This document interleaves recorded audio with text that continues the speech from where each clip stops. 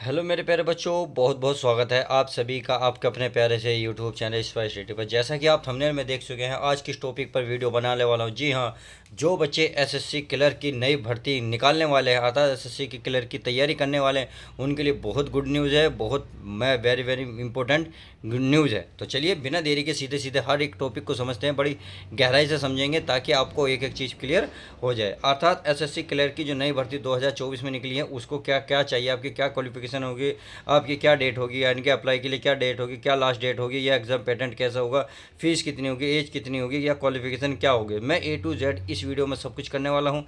और ध्यान रखना, मैं एग्जाम पैटर्न पे आधारित मतलब जितने भी एग्जाम से रिलेटेड कि क्या आपको किस किस की बुक पढ़नी है, सब चीज़ बताऊंगा। आपके हर एक क्वेश्चन का जवाब इस वीडियो में मिलने वाला है, तो वीडियो को लास्ट तक जरूर देखें, आपको हर एक सवाल का जवाब मिल जाएगा। तो आपको जो एसएससी क्लर्क की नई भर्ती है 2024, उसमें आपको केवल क्या चाहिए, 12वीं पास चाहिए। क्या चाहिए, 12वीं पास। और 12वीं पास में देख लें 5000 पद निकले हैं, तो बहुत बड़ी अपॉर्चुनिटी है आप सभी के सामने। तो क्लियर है, हर एक चीज़ क्लियर होगी। अब आपके दिमाग में चल रहा होगा सर फॉर्म कब भरे जाएंगे, एग्जाम डेट क्या होगी, इसका सिलेबस क्या है, एग्जाम पैटर्न समझा दीजिएगा, एज क्या है, ये सैलरी कितनी है।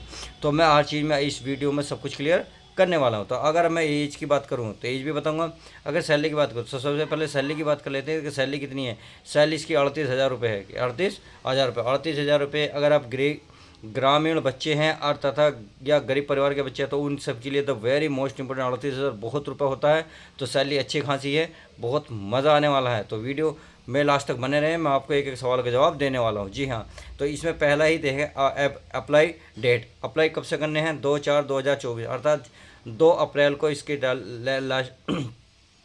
अप्लाई कर देनी है। यानी कि आज आपकी डेट है, आपकी 7 अप्रैल हो गई, यानी कि 2 तारीख से इसके फॉर्म भरे जा रहे हैं। बहुत जल्दी करिएगा, फॉर्म भर दीजिएगा।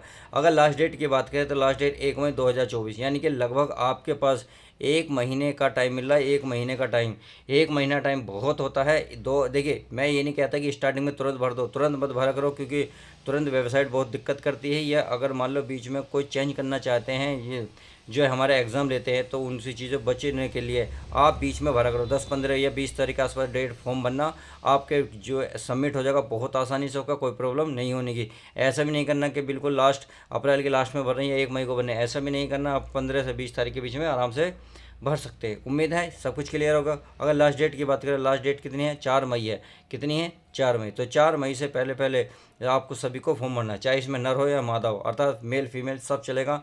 आपको किसी भी प्रकार से कुछ नहीं करना है। अच्छा, अगर एग्ज़ाम की एग्ज़ाम डेट की बात करें तो इसमें जून में 2024 यानी कि जून में कब एग्ज़ाम होगा, होगा तो जून में ही, पर जून में कौन सी डेट को एग्ज़ाम होगा ये इसमें क्लियर नहीं लिखा है। तो चलिए फिलहाल इतना ध्यान रखना है आपके सामने। भाई अप्रैल है, अप्रैल से मई 2 महीने, 2 ढाई महीने आपके पास मिलेंगे। तो बहुत अच्छे से तैयारी जम के करनी है। जो बच्चे तैयारी कर रहे हैं बहुत अच्छी बात है, जो नहीं करे अब भी तैयार, अब भी वक्त है, संभल जाओ। कहते हैं वक्त कदर कर लो, वक्त की कदर कर लो, नहीं तो वक्त आपकी कदर का वक्त पर नहीं करेगा। तो अपनी कदर को बनाए रखेंगे। अगर फ़ीस की बात करूँ तो फीस इसमें है 100 रुपये। 100 रुपये जनरल, ओबीसी और ईडी के, और जो बाकी बची नर मादाएँ बची उनके लिए फ्री है, और ध्यान रखना। अच्छा जी, अगर एज की बात करो 18 से 27 साल, 28 से 27 साल तक जितनी मेल फीमेल जितने भी यहाँ इसमें इन एज के बीच में हो चुके हैं, अर्थात नर मादा जितने भी हैं, सब कुछ क्या करना है, आपको फॉर्म भर देना है। आपको ये नहीं करना है कि ये नहीं भरा जाएगा, ये नहीं भरा जाएगा। इसमें ओबीसी का जो 3 साल का आरक्षण मिलता है वो भी मिलेगा, और जो एससी एसटी वाले को 5 साल का जो एज में आरक्षण मिलता है वो भी मिलेगा। अर्थात आप 27 अगर ओबीसी हैं तो 30 साल के होंगे तो भी भर सकते हैं। अगर आप एससी और एसटी में आते हैं तो भी आप इसको फॉर्म को फिल कर सकते हैं, क्योंकि इसमें 5 साल का एज मिलता है, 5 साल की छूट मिलती है। अगर हम क्वालिफिकेशन की बात करें तो क्वालिफिकेशन में 12वीं पास होनी चाहिए। अब क्वेश्चन है बच्चों के दिमाग में क्या चल रहा होगा कि सर हमें ये बताइए, 12वीं पास में, हम 12वीं तो हैं, कोई कॉमर्स साइड से है, जरूरी नहीं है कि कॉमर्स साइड से हो, जरूरी नहीं है आर्ट साइड से हो, जरूरी नहीं है साइंस साइड से हो, जरूरी नहीं है कि अदर साइड से हो। यानी कि उसने 12th पास 100%, 12th पास का मतलब है 33% उसके आ चुके हों हाई 12th क्लास में। ध्यान रखना है, अगर आपने 33% के हिसाब से, आपने 33% ऊपर कितने भी हो कोई दिक्कत नहीं है, परंतु पास होने के लिए 33% चाहिए। 33% आपके 12th क्लास में होनी चाहिए। आप कोई सी कैटेगरी से अपना हाई स्कूल किए हो, सॉरी इन 12th, जब 12th करेंगे तो आप इस फॉर्म को बहुत आसानी से भर सकते हैं। उम्मीद है क्वालिफिकेशन क्लियर होगी कि कोई सी भी क्लास 12वीं में कोई से भी सब्जेक्ट से आपने पास की हो, बस 33% पास होने चाहिए, आप इसको फॉर्म फिल कर सकते हैं। अब चलिए पैटर्न को समझ लेते हैं, इसका पैटर्न कैसा है, ये सब कुछ तो क्लियर हो गया होगा। तो चलिए बिना देरी के अब हम नेक्स्ट क्वेश्चन देखते हैं।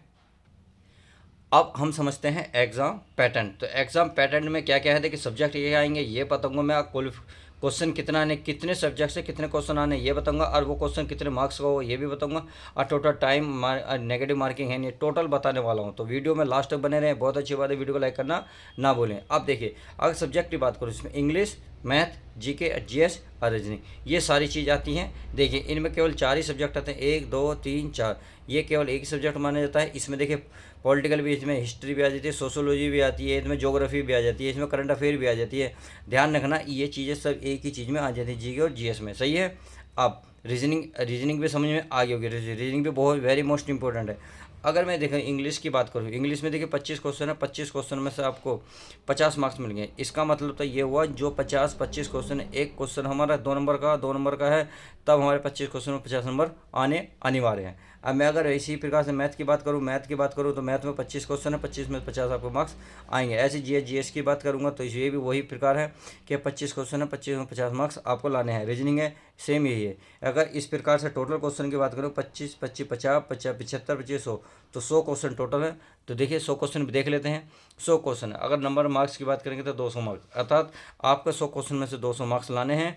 अब इसके लिए टोटल टाइम की बात करूँगा तो टोटल टाइम ध्यान रखना 1 घंटा मिलेगा, अर्थात 60 मिनट मिलेगी, चाहे नर हो या नर मादा हो। ईवीटी जो बच्चे होते हैं, जो अपाहिज थोड़े से अपंग होते हैं, किसी प्रकार से अपनी बॉडी में किसी प्रकार से इफेक्ट होता है, तो उनके लिए 5-10 मिनट एक्स्ट्रा मिल जाती हैं, बट और भी किसी के लिए वो नहीं है। अगर नेगेटिव मार्किंग की बात करूँ तो नेगेटिव मार्किंग बहुत वेरी मोस्ट इंपॉर्टेंट है, अर्थात नेगेटिव मार्किंग तो आपको मिलेगी जी, -0.25। इसका मतलब है 1/4। 1/4 का मतलब है 4 क्वेश्चन में 1 नंबर आपका काट दिया जाएगा। तो इस प्रकार से आप नेगेटिव मार्किंग का बहुत अच्छे से ध्यान रखेंगे। तो उम्मीद है मेरे द्वारा विधि की जानकारी आपको बहुत क्लियर हो गई होगी।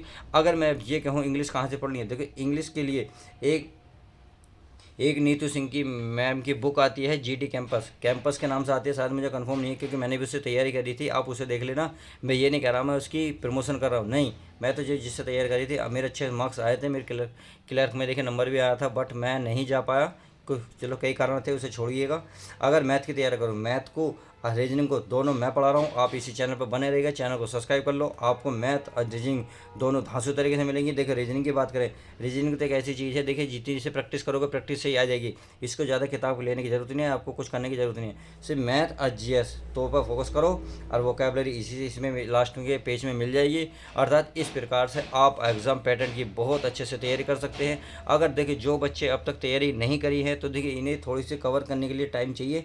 अगर इसको अच्छे से कवर करनी है तो 4 से 6 महीने लग जाते हैं, इनको तो 3 से 4 महीने में कवर हो जाती हैं, परंतु ये चीज़ें नहीं हो पाती। तो इसलिए जो बच्चे तैयारी करें बहुत अच्छी बात है, उनके लिए तो केवल गुड न्यूज़ है कि वे सिर्फ आपको वे रिवीजन करेंगे, रिवीजन के तौर पर आप क्वेश्चन को क्लियर करते जाएंगे और अपने एग्ज़ाम जो निकलेगा उसे टाइम से क्लियर कर लेंगे। और जो बच्चे नए कूदे हैं और ये सोच रहे हैं कि चले 2 महीने के बाद या 1 महीने में तैयारी करके हम फाड़ देंगे पेपर को, ऐसा कुछ नहीं है, गलतफहमी दिमाग से बाहर निकाल दो। कहते संघर्ष के बिना तो भीख भी नहीं मिलते, तो आप क्या सोच रहे हो बिना संघर्ष के आपको जॉब मिल जाएगी? नहीं मिलने की। ये भाई साहब सरकारी नौकरी है, ये सरकारी नौकरी है साहब, ये सरकारी नौकरी जान ले लेती है। कहते हैं पहले फ्री फिर मेंस इम्तहान लेती है, पहले फ्री फिर मेंस इम्तहान लेती है, सरकारी नौकरी है साहब। ये खून और फिर जान लेती है, यानी कि खून पीती है फिर इसको ये जान लेती है। तो समझ गए। चलिए बिना देरी के अब नेक्स्ट क्वेश्चन नेक्स्ट वीडियो में मिलते हैं, जब तक के लिए दोस्तों goodbye, take care, love you guys.